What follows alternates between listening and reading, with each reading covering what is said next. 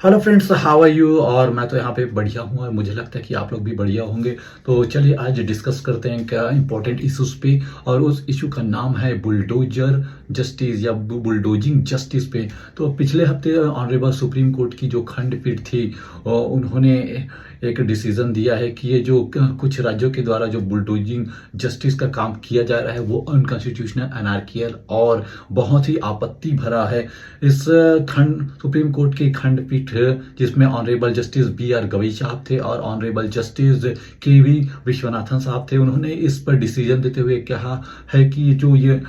किसी crime accused person है, जो अभी आरोपी तो है लेकिन वो अपराधी अभी कोर्ट द्वारा सिद्ध नहीं किया गया है। इसमें एग्जीक्यूटिव के द्वारा जो उस पे अपराधी की तरह व्यवहार किया जा रहा है, उनके प्रॉपर्टीज को चाहे वो इलीगली ही क्यों ना हो, बिना ड्यू प्रोसेस को फॉलो किए उसको डिमोलिश किया जा रहा है, उनको नेस्ते नाबूद किया जा रहा है। यह बेहद ही आपत्तिजनक स्थिति है और ये असंवैधानिक, अवैधानिक और ये अनार्कियल है।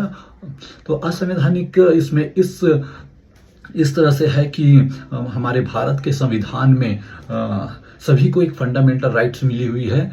एक फंडामेंटल राइट उसको ये भी मिला गया है सभी इंडिविजुअल को कि उसको जीवन जीने का अधिकार है, यानी कि आर्टिकल 21 राइट टू लाइफ को डिनोट करता है। हमारे समाज में कहा भी जाता है कि जीवन जीने के लिए रोटी, कपड़ा और मकान, ये जो सबसे जो मोस्ट असेंशियल थिंग्स है, बहुत जो ज़रूरी चीज़ है जीवन जीने के लिए, इसकी ज़रूरत होती है। और राइट टू लाइफ के अंतर्गत एक सब राइट भी होता है जिसको राइट टू शेल्टर कहा जाता है, यानी कि किसी के जो जीवन जीने के लिए किसी के सर के ऊपर एक छत की ज़रूरत होती है, वो इसमें कवर किया गया है। और किसी के घर को भी इस तरह से गिरा देने का एक गहरा अर्थ होता है कि किसी के घर में यदि कोई एक पर्सन क्राइम एक्यूज्ड पर्सन है, यानी उस पर आरोप हो, अभी आरोप ऑन द कोर्ट ऑफ जो फ्लोर है कोर्ट के, उसमें वो सिद्ध हुआ नहीं है, केवल आरोपी है, और केवल आरोपी मानकर किसी के घर को गिरा देना ये बेहद ही आपत्तिजनक है। ऑनरेबल सुप्रीम कोर्ट की इस खंडपीठ ने इस पर गहरी आपत्ति दर्ज की है कि यदि किसी घर के कोई एक पर्सन क्राइम एक्यूज्ड पर्सन है तो उसके घर को गिरा के पूरे बाकी और जो फैमिली मेंबर है उसकी राइट्स को वायलेट किया जा रहा है, उसको बोदर किया जा रहा है, उनको रातों रात उसको सड़क में ला दिया जा रहा है, उनको एक समय भी नहीं दिया जा रहा है कि आप सर्टेन टाइम फ्रेम में इस घर को खाली कर दो, या ऐसा नहीं है जिसमें ड्यू जो प्रोसेस है, जो कानूनी प्रक्रिया है, उसको फॉलो करने के बजाय उसको केवल खाना पूर्ति की जाती है कि चलो जल्दी जल्दी में ये कर लेते हैं, ये कर लेते हैं, खाना पूर्ति हो गई और उसके घर को डिमोलिश कर देते हैं। दोस्तों यहाँ यह समझना आवश्यक है कि जो आरोपी है और जो अपराधी है इसमें बहुत अंतर होता है।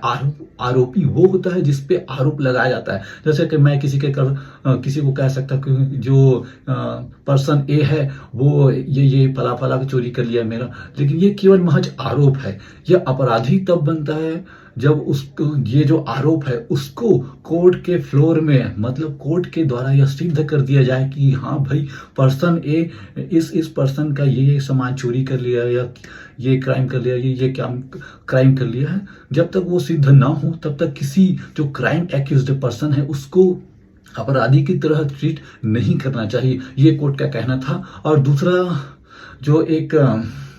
गंभीर मसला है कि इसमें ऑनरेबल कोर्ट ने कहा है कि हमारे कॉन्स्टिट्यूशन में जो सेपरेशन ऑफ पावर्स है वो कॉन्स्टिट्यूशन की आत्मा है, वो सोल ऑफ द कॉन्स्टिट्यूशन है। और जो हमारे जो 3 ऑर्गन हैं, आप तो उसके बारे में जानते हैं कि एक तो खुद जुडिशरी हो गया, दूसरा हो गया एग्जीक्यूटिव और तीसरा हो गया लेजिस्लेचर। जब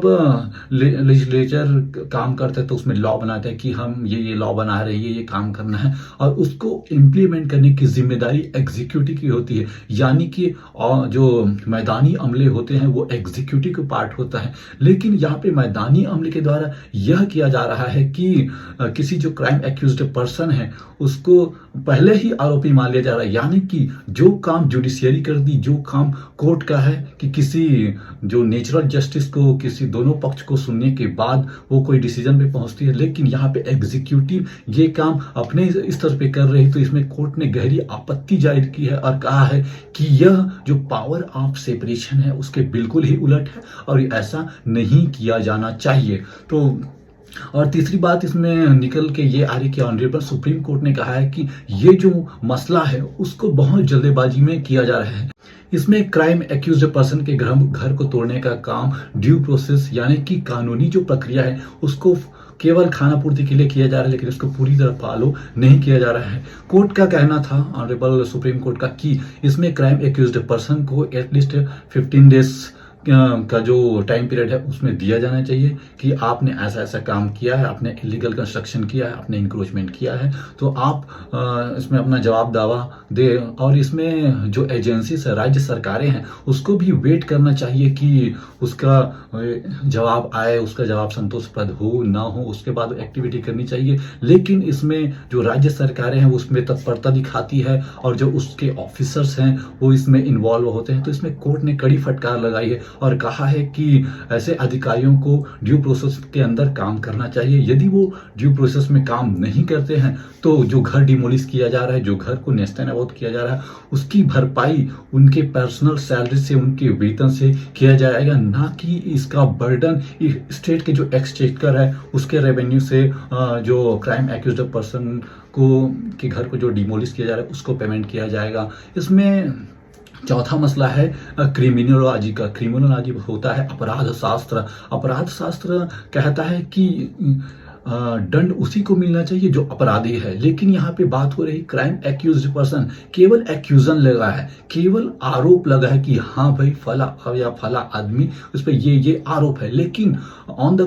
फ्लोर ऑफ कोर्ट इसको यदि प्रूव नहीं किया गया है तब तक आप उसे अपराधी नहीं मान सकते और अपराधियों की तरह उसको पनिशमेंट या ट्रीटमेंट नहीं दे सकते। तो ये एक कोर्ट के बात में संज्ञान है कि केवल अपराधी को सजा मिलनी चाहिए, ना कि किसी क्राइम एक्यूज्ड पर्सन को। तो ऑनरेबल सुप्रीम कोर्ट ने ये जो विभिन्न बातें हैं वो अपने वर्डिक्ट में कही है और राज्य सरकारों को इनसे बचने का निर्देश देते हुए कहा है कि बिल्कुल आप किसी के घर को आप डिमोलिश करना ही चाहते हैं तो ड्यू प्रोसेस को फॉलो करिए और उसके बाद जो उनका इलीगल जो कंस्ट्रक्शन है उसको गिराया जाना चाहिए। लेकिन सुप्रीम कोर्ट का यह डिसीजन उन जो एरिया में लागू नहीं होता जहाँ पे वो पब्लिक प्लेस को कोई पर्सन इंटेंशनली इंक्रोच कर रहा है, जैसे कि रोड है या रेलवे स्टेशन है। इसको यदि कोई पर्सन इंटेंशनली इंक्रोच करता है तो इसमें सुप्रीम कोर्ट का यह डिसीजन मान्य नहीं होगा और राज्य सरकारें अपने हिसाब से उस जो इंक्रोच्ड एरिया है उसको वो खाली करा सकती है, उसको वो डिमोलिश करा सकती है और इसमें राज्य सरकार को पूरा अधिकार है उसको करने का। तो आज की सीरीज में हमने जाना कि बुलडोजिंग जस्टिस पर ऑनरेबल जो सुप्रीम कोर्ट है उनकी खंडपीठ के क्या निर्देश थे, उन्होंने क्या कहा। तो बने रहिए मेरे साथ, लाइक करें, सब्सक्राइब करें ताकि भविष्य में ऐसे ही एजुकेशनल वीडियो आप सभी के लिए बनाते रहें। जय हिंद, जय भारत, जय छत्तीसगढ़।